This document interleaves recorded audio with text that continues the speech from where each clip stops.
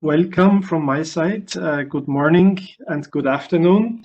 A warm welcome to everyone that is connected to this webinar on business environment and investment promotion. It is organized by the Business Environment Working Group under the Donor Committee on Enterprise Development. My name is Harald. I'm part of the World Bank Group, and I have the pleasure of serving as your moderator for this session today. I'm doing this on behalf of my colleague Andrea Marush of the working group. I would also like to extend a special welcome to our guest speakers today from JICA, Mr. Homma and Mr. Takafumi Ueda. And we will deliver a very interesting presentation. I'm looking forward to it, and actually also to the discussions that follow. The topic today is, as I said, we would like to look at business environment reform and investment promotion. And we would like to review the links between those two topics and how they can work together in really maximizing the impact, the development impact for our clients in developing countries. The topic is very pertinent in the context also of the COVID crisis. As we all know, that FDI flows are really affected by the pandemic, and the challenges for our developing country clients are even bigger, because the type of investment flows that usually go to developing economies are more affected than the average FDI flows across the globe. So it's a very pertinent topic to discuss today. And the webinar will draw heavily on the findings of a recent report that the working group has put together, and the colleagues from JICA will present. And the findings of the report will be illustrated with two case studies on the examples of Ethiopia and Myanmar. So before we go actually into the substance or into the depth of the discussion today, I would like to share a few housekeeping things with you. And while I do this, I will try to share my screen so that you can see where we are. Housekeeping. I think I would like to ask everybody to please keep muted on computers. Because otherwise we can get some echo and that can disturb the discussion. So there is a button somewhere in the bottom of your screen where you can basically mute your microphones. And I would like to ask you to please keep your microphones muted throughout the conversation, throughout the webinar. If you have questions, and we would like, of course, to encourage questions, and hopefully we will have a lot of them for an interactive discussion, we will actually encourage you to use the chat box that you have available through this WebEx tool here. There is a chat button, again, at the bottom of your screen, and you can type your questions there as we go through the presentations. We will, of course, also have a dedicated session later on during the webinar where we can discuss your questions, but please post them as you go along through the chat. And I would also encourage you to post your questions using the everyone option, right? So that everyone can see what your questions are and that we can have a more lively discussion. I would also like to acknowledge that we have already received a couple of questions from you in the context of your registrations. So we'll, of course, try to tackle those questions as we go along through the webinar. And our presenters will try to address those immediately in their presentations. But there's also going to be, as I said, at the end of the webinar, a Q&A session where we can go into these questions in detail as well. Before we go into the substance and into the main presentations for today, let me just provide a couple of words of introduction and to set the context for the webinar today. So this is particularly for those of you that may not be aware and familiar with the work of the Donor Committee for the Enterprise Development and also with the Business Environment Working Group. I would like to share a bit of background information on these institutions. So the donor committee has been, the business and working group has been established by the donor committee in 2002 with the objective of sharing knowledge on donor-supported business environment reform in developing countries and to support good practice and new approaches. The group basically helps agencies and their partners to effectively position business environment reform as a part of an integrated private sector development strategy and to enhance the synergies between these reforms and the broader development of objectives. Over the year, the working group has also become an important knowledge hub on how to improve the business environment, and it has put out a series of reports and policy notes on typical and critical challenges and policy solution in business environment reform that help the design and implementation of donor programs in this field. A large number of topics have been included, such as informal economy, the use of new technologies in regulatory delivery, public procurement, gender, and so on and so forth. Today, we are actually here to present the findings of one of the latest publications, the report that I have already mentioned. It's a report titled Business Environment Reform and Investment Promotion. And our colleagues from JICA proposed this topic and also took the lead in implementing this knowledge base under the overall guidance and umbrella of the donor committee in 2019. So this is a short introduction, as I said, to set the background. And for those of you who are not familiar with the donor committee, there is also a lot of information on their webpage, which I think we can share the link later on in the chat, perhaps, for those of you who want to find out more. I would also like to say a few words on the COVID-19 context, because obviously the report and the study that we are talking about, they have been prepared before, but I think they are really topical also in the context of the COVID-19 pandemic. If you are interested in more information on sort of the COVID-19 context and potential policy responses or donor agency responses, the committee has also put together a specific section on their webpage. And you will find the link here on this slide. So this is a knowledge portal that basically combines ideas and research and information on how donor development agencies can adjust their private sector programs to mitigate the social economic impacts of the virus, of the pandemic. And also to see how economic recovery could be stimulated again and resilience increased for future outbreaks. This portal is updated on a regular basis, and there is also the possibility to receive a newsletter that keeps you up to date on the latest intelligence and knowledge. I think the portal is really a great repository of information. As I said, it contains a plethora of analysis on the socioeconomic impact of the crisis in different regions, in different countries, and looks at it across different dimensions, for example, gender, how the impact is on the labor markets and employment, and so on and so forth.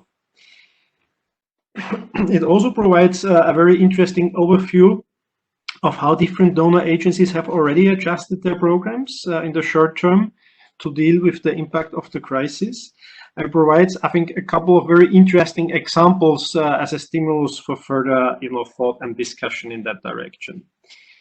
And last but not least, as I mentioned before, I think that portal also provides a lot of information on valuable lessons learned from previous crises and how PSD could be used to stimulate the recovery, the economic recovery, and increase resilience against future crises. So I think this is really a very relevant and important repository for you to use. And again, you can find yourself your way around by going to the link that is shown on the screen now. The last point that I wanted to make before I hand it over to our presenters is also in light of the topic today, I would like to share a few additional insights on the related to the COVID-19 crisis from some of the recent work that we have undertaken in the World Bank Group. Specifically, we have done a pulse survey of more than 100 multinational companies in April 2020 to get a handle on the impact of the COVID-19 crisis, specifically on foreign direct investment and on foreign investors. And what we can see is that the pandemic has really had a huge impact on M&Es, on international corporations. About 80% of the companies that we surveyed have mentioned that the pandemic has affected their operations already. And even a larger number thinks that the pandemic will, in the future, in the next couple of months, hit them even more. So I think what this tells us is that the impact of the crisis on foreign direct investment is really big. Many different agencies have undertaken estimations. Depending on the numbers that you look at, we are talking about 30 to 40% expected downward trend in FDI flows, which is really significant. And as I said, the impact seems to be there to last. So what are some of the potential policy responses that multinational companies consider important for them to deal with the crisis? There is obviously the obvious candidates, right, in terms of providing tax relief, catalyzing financial support. But on third rank of the most important policy measures that could be undertaken to mitigate the crisis impact, we already find relaxing labor and business regulations to reduce costs, support recovery, and respond to the changing global economy. So this is very pertinent to the topic today. So even in the opinion of the multinational corporations, business environment reforms that make it easier to do business for the investors can have a huge impact towards mitigating the negative impact of the crisis. So I think this is the segue for our topic and discussion today. So I don't want to drag any longer. I would like to now really hand over and ask our first presenter to deliver the first presentation, the substantive presentation of today. It will be delivered by Mr. Toru Homma. He's a senior advisor on private sector development of the Japan International Cooperation Agency, JICA. Mr. Homma has been working in the area of private sector development, including investment promotion, industrial development, and SME development, mainly in Africa and Southeast Asia since the 1990s. He has been based permanently in Zambia, Indonesia, UK, France, Kenya, and most recently also in Myanmar. And he has visited 118 countries so far, a very impressive number. Before he joined JICA, he also worked as an investment policy analyst for the OECD, and he also served for a Japanese private company in Tokyo for a couple of years. So with this, I would like to ask Mr. Homma to start his presentation and to take us through the first topic of today. So he will give us an overview of the report on business environment reform and investment promotion, and he'll also share with us an initial case study on Ethiopia. Mr. Homma, please, the floor is yours. Thank you, Harald. Good morning and good afternoon, or some part good evening. This is Toru Homma, as introduced by Harald. Thank you, Harald, for introducing me. I'm based in Tokyo, but I have been working in many countries, as Harald mentioned. I'm visiting many countries. But unfortunately, under this COVID, my last visit out of country was in February into Ethiopia. And since then, so I'm stationed in Tokyo and also working at home. Japan has been experiencing so-called state of emergency, and we have experienced so-called soft lockdown, not hard lockdown. But basically, I have been working at home even now. But slightly, actually yesterday, the Japan has fully lifted up its state of emergency status. So next week, probably I will be shifting half and half, working at home half and another half working at office, something like this. This is the situation of Japan. So everybody is affected by COVID-19. As Harald mentioned, I think this the business environment reform and the investment promotion is also timely the topics to consider with in relation with the COVID-19 effects. So I'd like to speak in the next 20 minutes based on my presentation slides. Can you see me? So yes, we can. Okay, thank you very much. Thank you, Chair. Okay. So as already Harald introduced nicely about DCED, JICA is also a member of DCED, joined several years ago, and also working hard on these topics because DCED is a largest forum based on practical experience in private sector development. And this is the website and how it looks like.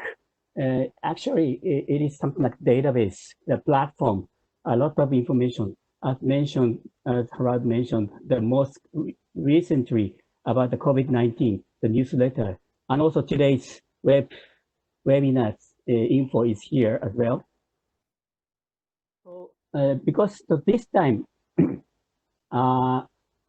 we normally set the webinar time. It's in a different time. We shifted a webinar time closer to Asia. So I think there are some fresh new participants not familiar with the DCD and the business environment. So that's why. So I have compliment what the Harald mentioned. So DCD has 6 working groups, and business environment working group is working on these issues. So it is a platform and show the good practice and new approaches. And you can find this, the video, short video, 4 minutes on YouTube about the business environment reform. So if you have a chance, please look at this. It's a good guidance. And these are the publications in the last several years on business environment reforms. There are a lot of topics, and also the investment promotion is one of them. So business environment reform and investment promotion.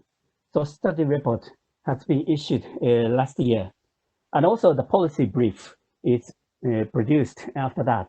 This is a 3-page summary, so it is good to read. And this report essentially explores ongoing donor and development agency support in the area of business environment reform, BER. We call it BER for business environment reform. I also use this term in this session. BER and investment promotion and analyzes its effectiveness in promoting private investment, both FDI and domestic investment. So this is prepared by the task team, 6 members, and so JICA have been working on. So the table of contents is like this. So after doing donor survey, we have set 2 country case studies already mentioned: Ethiopia from Africa, and Myanmar representing Asia from these 2 continents. Ethiopia is unique among the sub-Saharan African countries. So working heavily on manufacturing industry, especially labor-intensive industries such as garment, and in some contexts, it is successful attracting FDI of garment or manufacturing industry. And also it has unique industrial park development works. On the other hand, Myanmar, it has just opened in year 2011. It has shifted its power to the civilian government. Since then, the economic reform, a lot of economic reform has been implemented. there are a lot of low consultation process. This is a remarkable topics we will touch on later. So basically, I speak about Ethiopia, and my colleague Taka will speak on Myanmar later on. Why these two countries? Because this is UNCTAD, the data. The Myanmar and Ethiopia are two top recipients of FDI inflow among the least developed countries at the timing of the study. So these the top recipients for the investment. This is investment promotion side. On the other hand, reform side, the Myanmar and Ethiopia received the World Bank's Star Reformer Award at the Investment Competitiveness Forum organized by the World Bank Group. And these two, only two countries received this Star Reformer Award. So we can identify these two countries are a good selection to present, to see how they work on investment promotion and business environment reform. So anyway, we work on the DCEDs, the guidance, practical guidance document. This is something like flagship, the guidance document. It is called Supporting Business Environment Reform, Practical Guidance for Development Agencies. So there is something like a business environment definition and also business environment reform definition there. So we fully refer to these definitions. For example, business environment as a complex of policy, legal, institutional, and regulatory conditions that govern business activities. It may be useful. So first, we conducted in this study the donor survey. So these are the rough summary from this. Among 22 DCED member donor agencies, at least 13 donors work on business environment reform and investment promotion. So the trend is the systemic or programmatic approach, meaning the comprehensive or holistic approach based on each donor's strategic goals and the broader policy framework, not necessarily focusing on very narrow topic, but the rather broader approach. This is the generally observed. And there are three patterns. The first one is broader policy framework in line with the SDGs. So this is in line with the national policy, national development policy, national investment policy, something like that. The second, the deeper into the intermediary policy issues of private investment. For example, investment law, rules and regulations, such and such. The third, efforts to strategize and operationalize guidelines. So this is more operational ones. For example, the one-stop services or SOPs, standard operation procedures, or guidance for these. So these are the things that many donors are working on. The measurement of the impact. The impact is measured like this. The context is specific. The many donors take the logical framework approach. So it corresponds to policy measures and results indicators. But at the same time, many utilize the World Bank Group's most famous doing business survey and ranking often used. And although it is designed originally for the small and medium domestic enterprises, but actually it is fully utilized also for the investment climate. That's why so it is also utilized the measurement. So we can see a lot of importance on the coordination with private sectors. When we say private sector, coordination with the private sector, there are multiple approaches. One is public-private dialogue, PPD, with Chamber of Commerce or Chamber of Commerce and Industry. This is something like regular dialogue. Actually, DCED, a business environment working group, is now working on this one on the digital format basis. Second one, enhancing partnerships with private sector entities in the recipient countries, for example, the associations, the organizations. The third one, collaboration with private sector investors, working more closely with the investor side. So, and give the power to the business environment reform. The fourth is private sector engagement. DCED has a separate working group on the private sector engagement. So this is another approach. These are mainly the findings from donor survey. Next, I go on to Ethiopian case overview. So Ethiopia has a vision to make Ethiopia a leading manufacturing hub in Africa by 2025. It is not much country, not much sub-Saharan African country which explicitly like this to show their focus on manufacturing industry. Ethiopia is the unique case. And so business environment reform and investment promotion are enhanced to achieve this. And there are a lot of potentials. I have already mentioned about the emerging labor-intensive light manufacturing, such as garment. The agricultural potential is there, most famous coffee and flour. And also as agro product, the sheep leather is very famous on high quality. Also, Ethiopia is Africa's gateway, and the airport is working on the COVID-19 as well. And the AU, African Union headquarters there. More than 100 million population. This is the second largest to Nigeria in sub-Saharan Africa. And tourism, and there are a lot of potentials.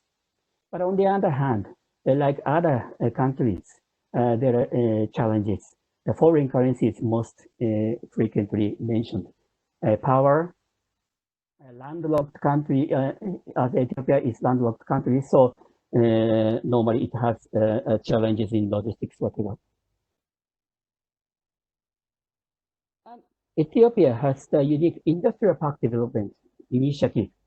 There are many, not a few countries working on in the industrial parks, but Ethiopia is by the government lead, so much power, they use much power on industrial park development. So far, around 20 parks are developed or planned or under planning at this. So actually in the garment sector, it's the leading, and also shoe or even pharmaceutical or also other factory sectors. But a lot of investment coming in, not only from USA or Europe, but also from Asia, not only China, India, the traditional ones. The one thing I would like to mention is, for example, Bangladesh is also investor for the garment sector. It is very interesting because Bangladesh is considered as the second largest exporter of garment after China. They are considered as the recipient, FDI, of garment. But here in Ethiopia, Bangladesh is investing in the large garment factory. So industrial park is going on. So also another unique part is that this industrial park development is supported by multiple donor support, not only single, but multiple donor support. So then I would like to see the donor programs on business environment reform and investment promotion, including industrial park development. A good number of donors and a wide range of donor programs identified. And actually too many, so I cannot write here all, but this study suggested 4 cases. The first one is the World Bank Group, the Competitiveness and Job Creation Project, focused on Bola-Lemitu and Keleto industrial parks. This is purely working on industrial park. I think it is very unique. And also another program by DCED, World Bank Group EU, is working on Economic Opportunities Project or Job Compact Program. The third one is UNIDO. UNIDO's the Comprehensive Framework Program for Country Partnership. It is called PEP. Under its PEP framework, the UNIDO is working together with FAO, working on integrated agro-industrial park. Again, this is also industrial park. And the fourth one is JICA. It's Ethiopia Industrial Promotion Project.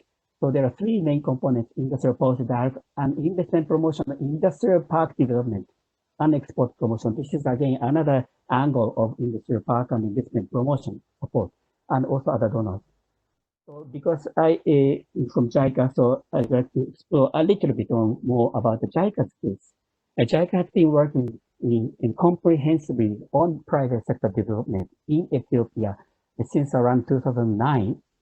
The key, the most core part is so-called industrial policy dialogue. Since 2009, regularly, frequently have a dialogue with the multiple the layers. The top layer is sometimes with the prime minister and the ministers and also the practitioners as well. So taking up the topics such as investment promotion, industrial park, the most recently automotive industry, so like that. So have a discussions on the policy dialogue, and also the Japan side introduced the unique cases or appropriate similar cases from not from Japan but from Asian. So there are a lot of the very interesting or the informative cases in the Asia. So this is the core part, and it also has the split into several parts. One is investment promotion and industrial park development. This is working on the legal part and also the more practical part, like preparing the standard operation procedures and also the third country training program, like that, and also export promotion program. Another one is the Kaizen. Kaizen is the Japanese approach that to make the quality and productivity improvement. Toyota is very famous, but many companies, many countries now trying this approach to make the firm capable. And Ethiopia is very unique. Ethiopia has established the national institute, so-called Ethiopian Kaizen Institute, EKI logo is there. And so it is the most advanced in Africa. And also BDS, Business Development Support projects. So there are many projects going on, and so we work the comprehensive approach to enhance firm capability and business environment improvement. So the overall findings from Ethiopian case studies. Business environment reform and investment promotion program have contributed to higher level of foreign direct investment. The government led these reforms and progress under its 5-year national development plan, the currently so-called GTP2, Growth and Transformation Plan 2, set high priority on manufacturing through FDI industrial park. This is so already set very clear of the policy support, and also with donor support, as we have seen already. And the structural transformation toward industrialization, shifting from agriculture to industry or manufacturing, it's gaining traction, but it's still underway. So there are several challenges. So that's what we have been tackling with. Important to catalyze the recent surge in FDI by strengthening backward linkages and replicated good practices by domestic firms.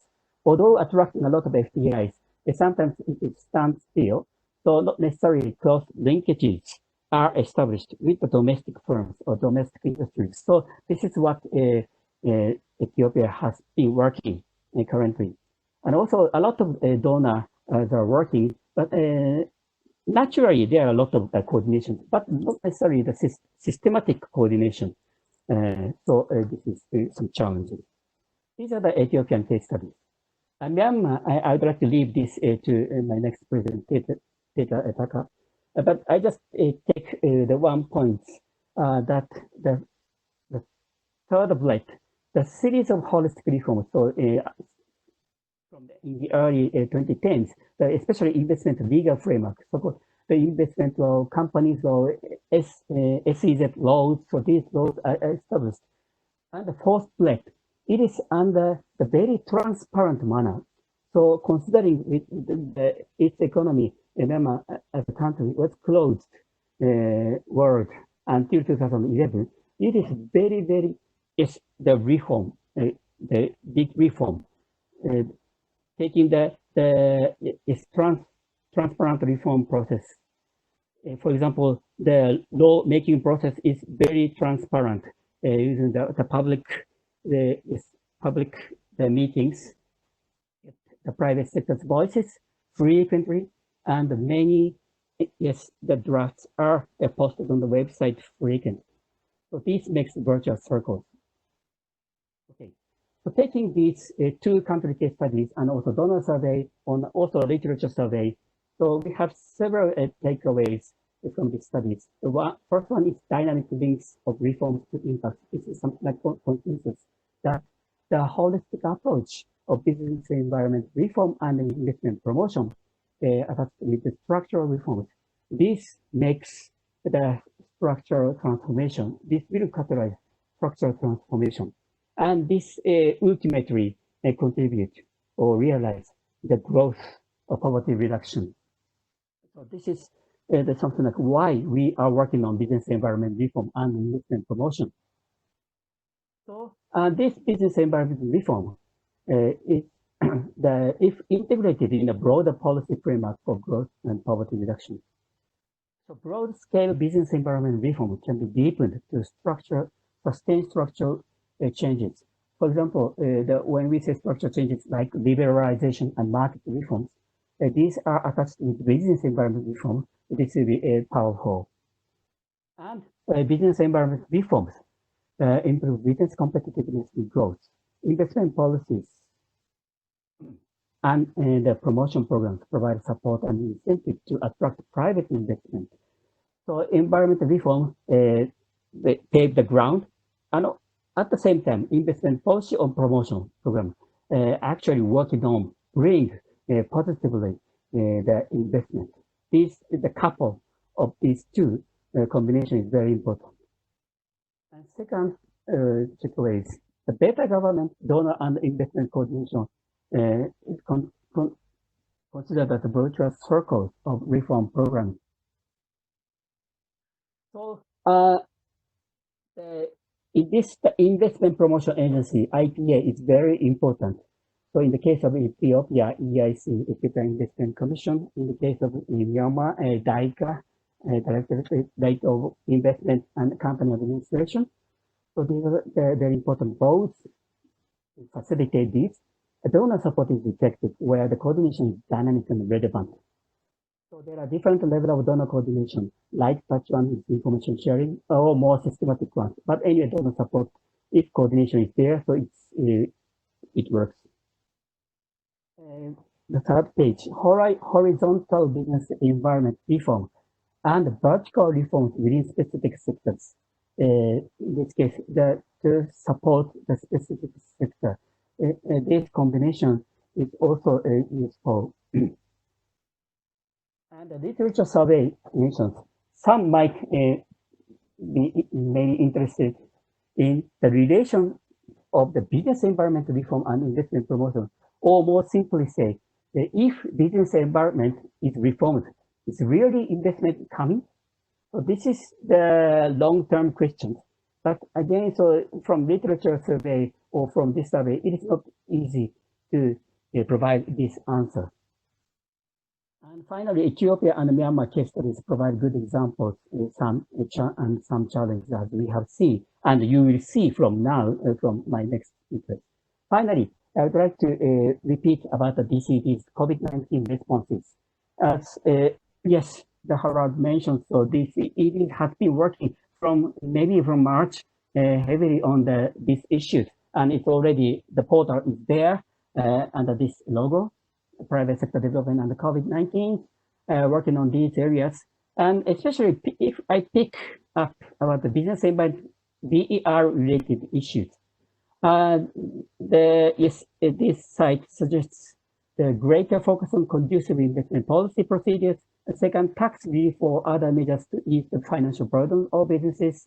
Third, digitalizing administrative procedures to limit personal interactions. The third one is very unique, that avoid the contacts by digitalizing, and this may enhance the digitalization, the movement, and ultimately investment promotion. Investment is it seems to be rapidly decreasing under this the economic the disaster. So essentially, all the country needs to regain the investment. So in this sense, in this basic sense, business environment reform and investment promotion is more and more important. Sorry for taking much time. Thank you very much for your listening. Thank you very much, Toru, for that presentation and very interesting insights, specifically from the case studies, right? How you basically apply different tools of, and you mentioned predominantly important is the coordination, I take it, between the different donors, but also your sort of government ownership have been key driving or success factors for the success of Ethiopia case study. But we can come back to that during the discussion, I think. So I see also in the chat that the questions are coming in. That's great. Please keep the questions coming. We will take note of those questions and then try to address them in the Q&A session, which is coming up after the next presentation. But since we're already a bit behind schedule, I would move on quickly to the second presentation, which will be delivered by Mr. Takafumi Ueda, who is a senior advisor on private sector development in JICA. He has been working in the area of PSD, including investment promotion, SME development, and regional local economic development, and has lived in the US, Thailand, France, Bangladesh, Myanmar, and he has visited 74 countries and 3 territories. Before joining JICA, he basically worked at ILO in Bangkok and in Geneva. Since 2017, he's an advisor at JICA and working with JICA at DCED, the Directorate of Investment and Company Administration in Myanmar. Takafumi, please, your presentation on the case study in Myanmar, and I please have to ask you to try to keep to the timeline so that we have still some time for discussion afterwards. Thank you very much. The floor is yours. Thank you very much. Can you hear me? Yes, very well. Okay, my name is Takafumi Ueda. Some people call me Taka Ueda. I am currently JICA advisor at DCED in Myanmar, but thanks to COVID-19, I'm temporarily back in Tokyo working from home. My job is to sort of tell you what has happened since the report, or what has been happening about investment in Myanmar after the report. So I will start. This is a trend. This is until February this year, so pretty much before COVID. And the Myanmar fiscal year changed from April to March to October to September in 2018. So 2018 figure seems to be low, but actually we have to double it. In any case, around 2018, this transition period, the investment approval sort of bottomed, and until the start of COVID-19, the investment has been flowing or increasing. This is as of April, end of April 2020, so pretty much after, in the middle of COVID-19. But still, it's in the increasing trend, a little bit slower, but still increasing trend. What is notable in the number of proposals or approval is that this rapid increase of investment cases from China. And this is what's happening even before the US-China trade disputes. I think partly because of the increase of labor cost in China. And as you can imagine, that more than half of the Chinese investment is in the garment sector or leather and shoemaking sector, which is labor intensive. Oh, by the way, NLD administration means National League for Democracy, which is the administration of Aung San Suu Kyi.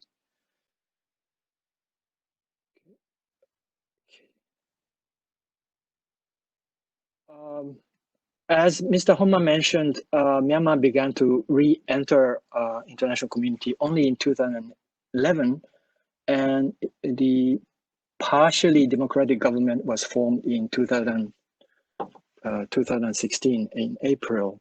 I said partially because it's still a democratizing government. It's not complete democratic government yet, which is an important factor.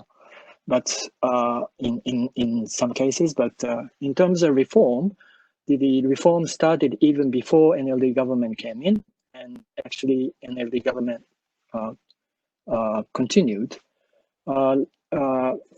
Because it opened up only 2011, a large number of laws and regulations needed to be revised. One interesting example is in the case of Myanmar Companies Law, which was enacted in 2017. Previously, there was Burma Companies Act 1914, more than 100 years old, which was made during the colonial times. But it had to be modernized. Typically, permits are required without any written instructions or without seemingly legal justifications by various government agencies, government ministries, and may vary depending on the officer you meet.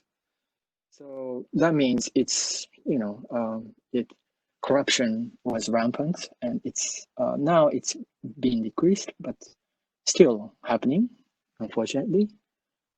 And rules must be first clarified before being simplified. So the government is trying to develop so-called SOPs, standard operating procedures, in various cases, at least visualizing or clarifying the laws and regulations so that the investors, both domestic and foreign, can expect what to do. In some cases, new laws needed to be established, and I just give example of intellectual property laws, which was passed in 2019. It's going to be in force 2020.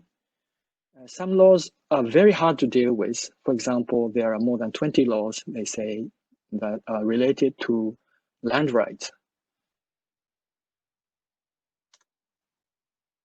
Sorry. I think it is frozen. Yes, okay. As Mr. Homma mentioned, the interesting part of this reform was that this consultative process, Myanmar Investment Law 2016 and Myanmar Companies Law 2017, were led by JICA. And actually, JICA is a secretariat of Myanmar Investment Commission, MIC, which is a cross-cutting sort of commission consisting of various VIPs from various ministries. But anyway, JICA served as the lead agency, a secretariat and lead agency. In both cases, extensive consultation was made by various stakeholders, series of workshops. The drafters uploaded on the website and public comments were invited. And also consultations with chambers of commerce, but also foreign chambers were made, and comments were reflected, and the revised version was made public before submitted to the cabinet. Unfortunately, as with any other perhaps reform, at the parliament level, some provisions were made going backward in terms of reform, but anyway, that was unavoidable. One of the interesting thing about this new company laws is that the company registration went online, completely online, since as of 1st of August 2018, which is when this Myanmar Companies Law came into force at the same time. But in addition to online registration, the law itself made the establishment of company easier.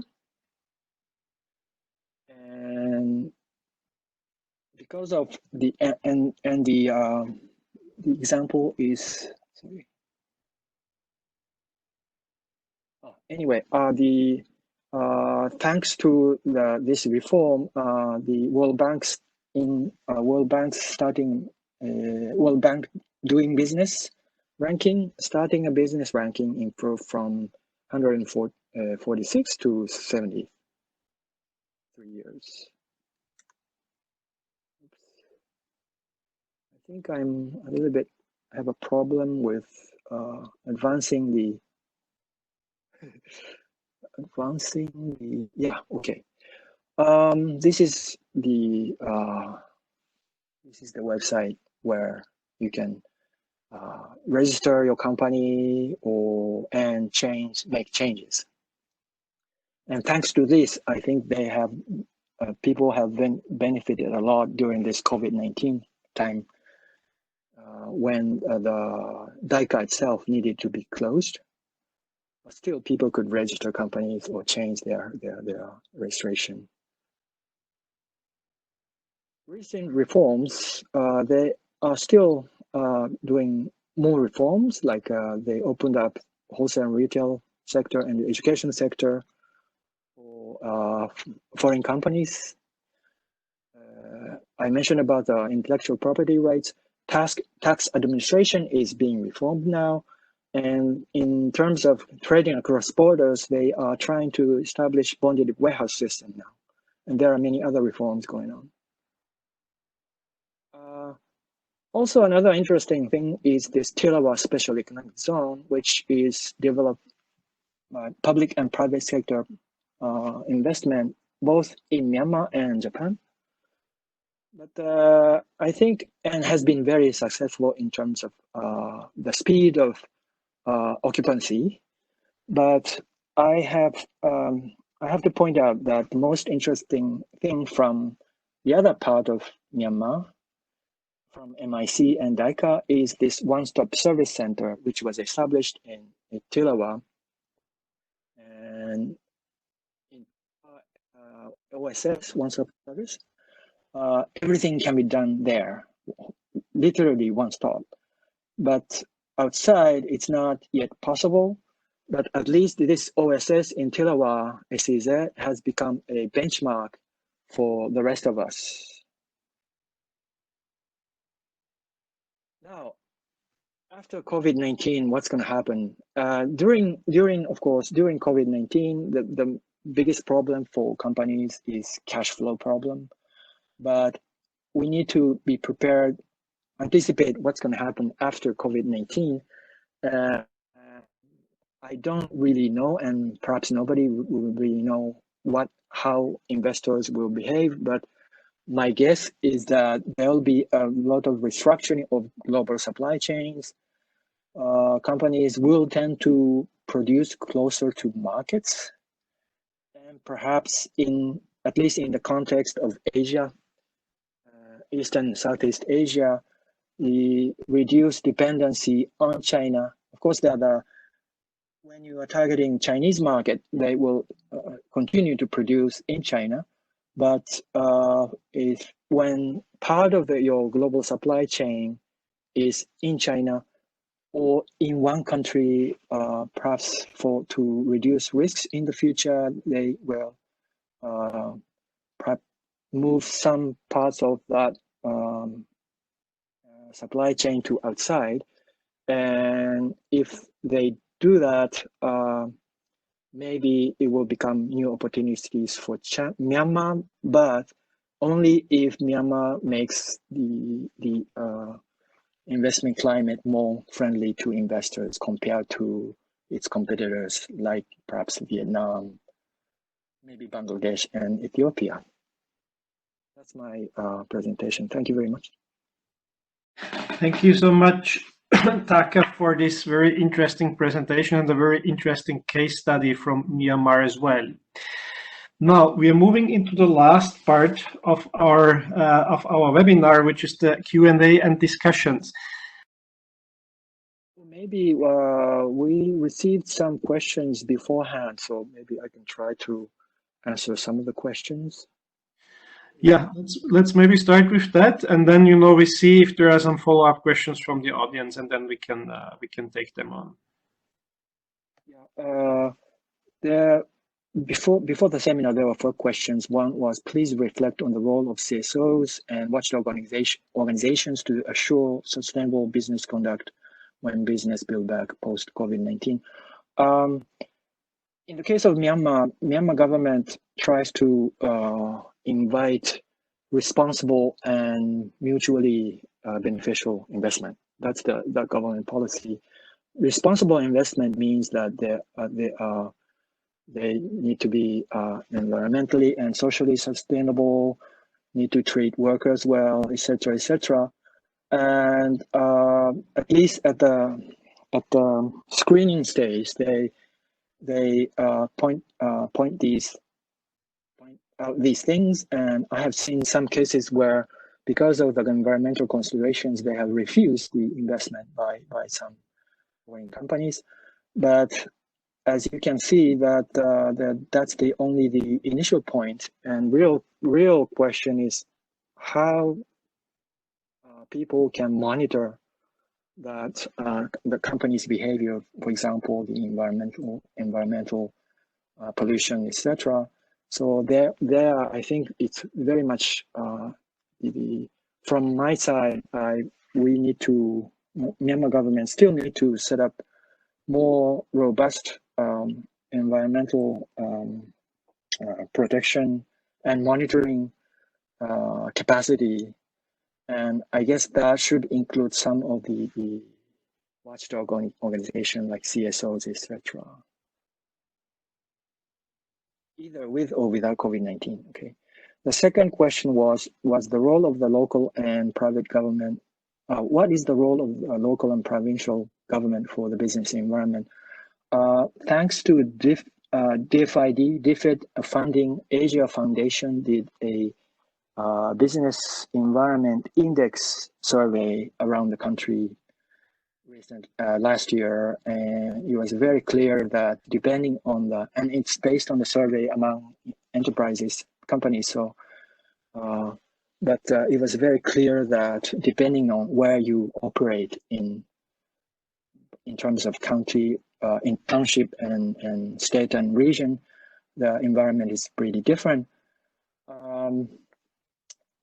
At least from JICA side or the government side, I think in terms of the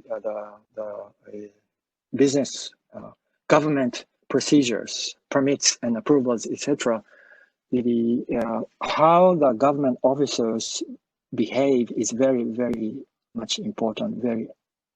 For example, JICA branch, one of the Japanese investor who went to one JICA branch office at one state and then visited another one, they came back and said they preferred one to the other because the branch manager was very friendly and helpful in showing their the potential partners to in his state. So it really affects the investment. So that's from my side. Yeah, how can we maximize the benefit of BER for post COVID-19 world? I don't really know how to answer this question, but in terms of for example, I mentioned about the example of online registration. I think the online registration I hope that online registration, this kind of practice will spread to other ministries in Myanmar. While conflict-affected states differ in context, are there cross-cutting nuances you have come across when dealing with the business environment reform and investment promotion in this context?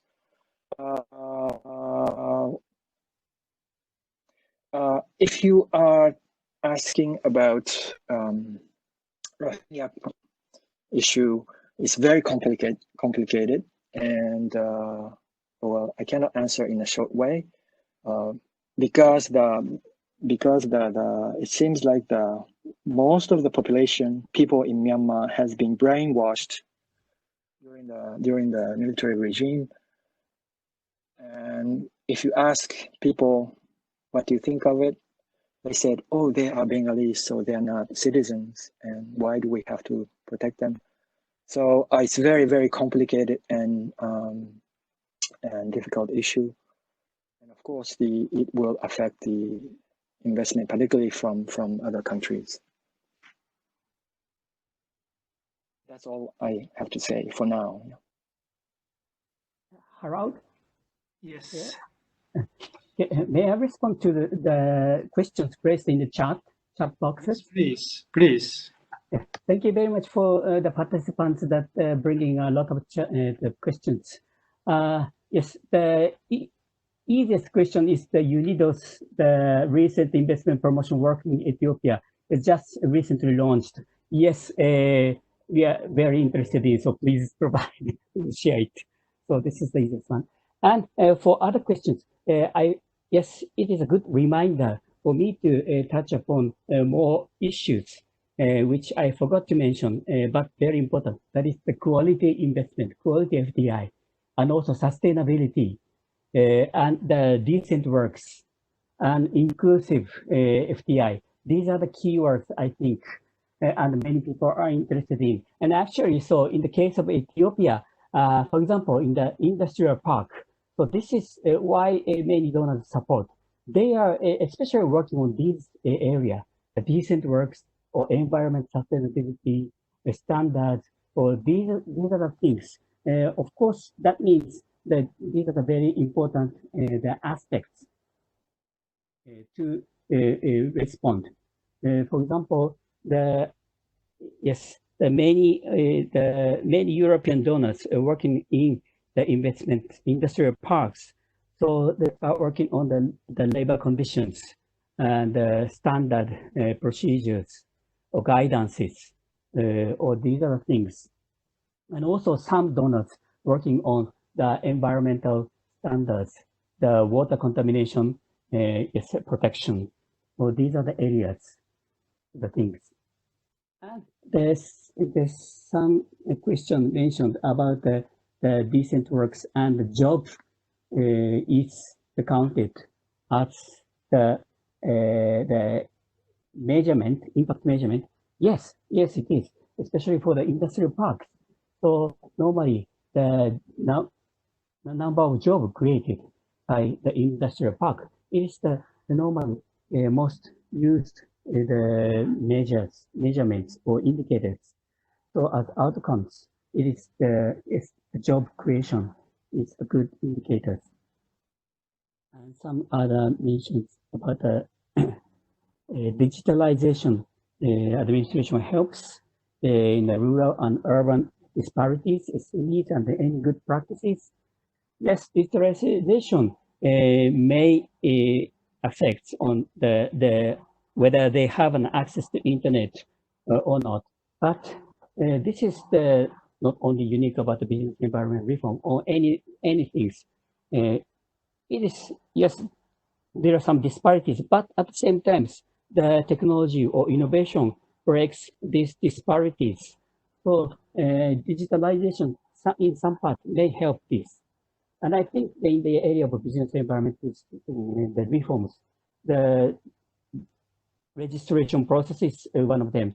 What Taka mentions in JICA in Myanmar. I have also worked in JICA for 3 years, by the way.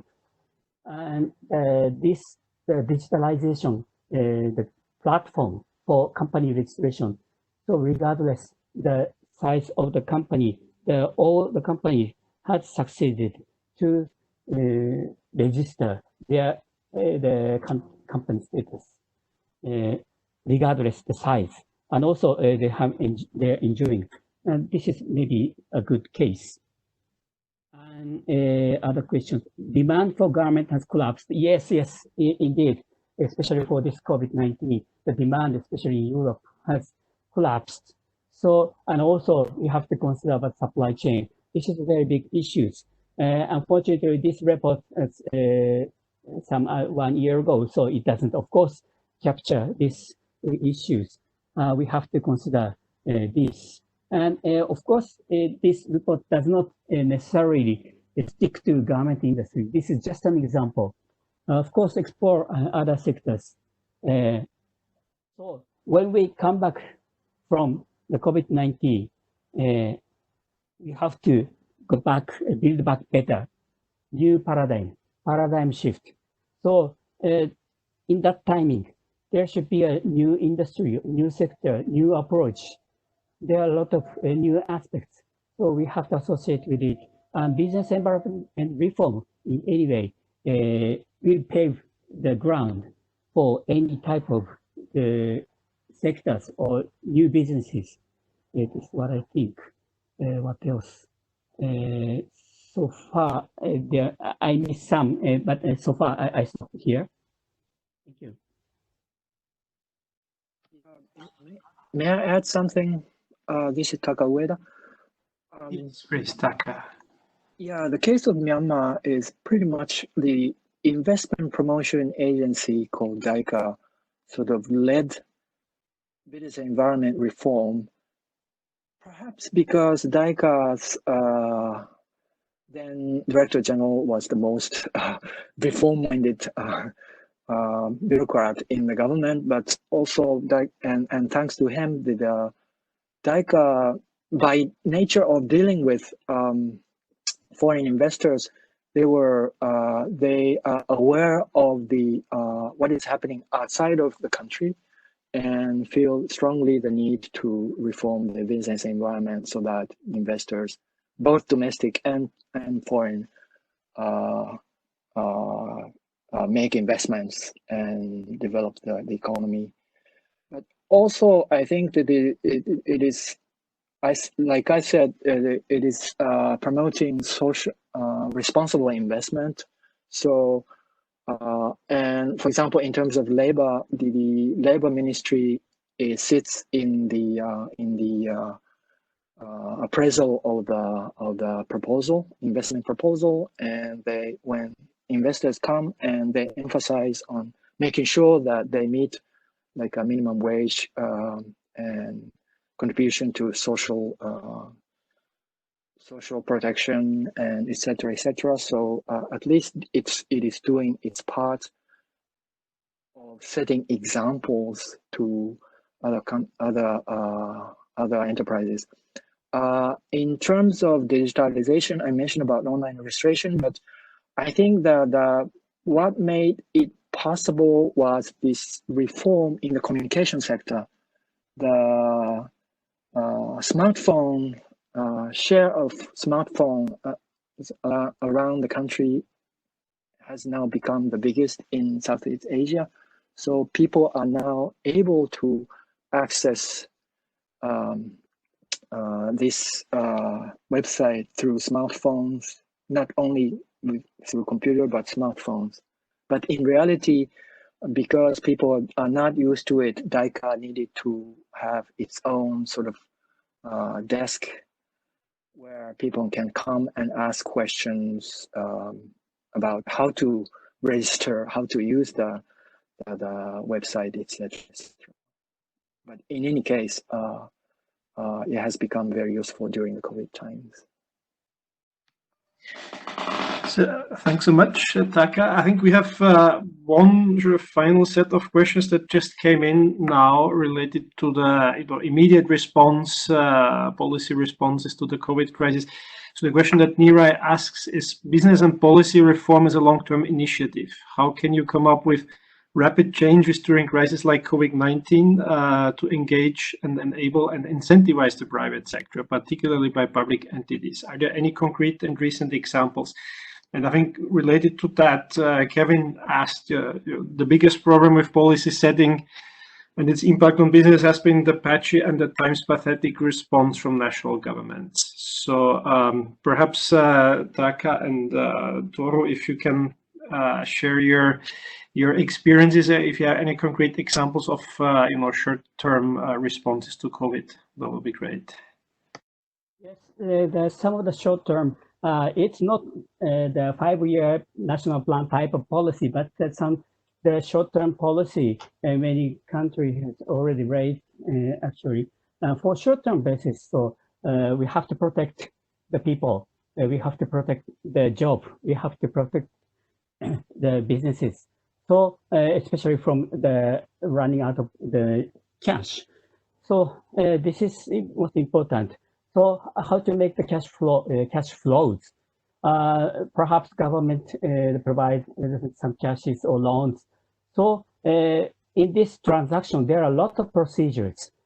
These procedures can be facilitated, or maybe it's become more smooth. In this part, so business environment reform works very well. And actually, it's many, for example, the digitalization. So in the short term, it is happening actually in some countries. And also, for example, yes, the making it easier for application process. Here, there's also the idea of business environment reform comes in. How to make, for example, application form, make it easier, and also to support the filling in process. So this is another idea. And yes, I stop here. Thank you very much. Taka, you want to add something? I don't have much to add, but I think as Toru Homma-san said, that the biggest issue is the cash flow problem. So how to tackle it is the most urgent thing to do. And in relation to that, I think they are actually allowing companies to for tax pay tax later. And so, well, business environment deals with a lot of issues related to government procedures, and yeah, so here and there they are doing that, but I'm at the moment in terms of investment, it's not really coming in. Some are still coming in. So I think for organization like JICA, while they deal with immediate issues, they also need to look at the future. And for example, maybe they can, during this crisis, they can use like Zoom and other video conferencing facility to deal with investors, and which actually is going to be useful after COVID-19. So it is time for them to prepare also for the future. May I add one thing? Just quickly. Sure, please. Yes, the business environment is also a working environment. So some says the decent work. Yes, especially under this COVID-19, the protecting the work, employees, workers. These are very important issues. And so how to protect, how to make the work floor hygiene, clean. So this is emerging issues, and this will be also provided this is very important issues.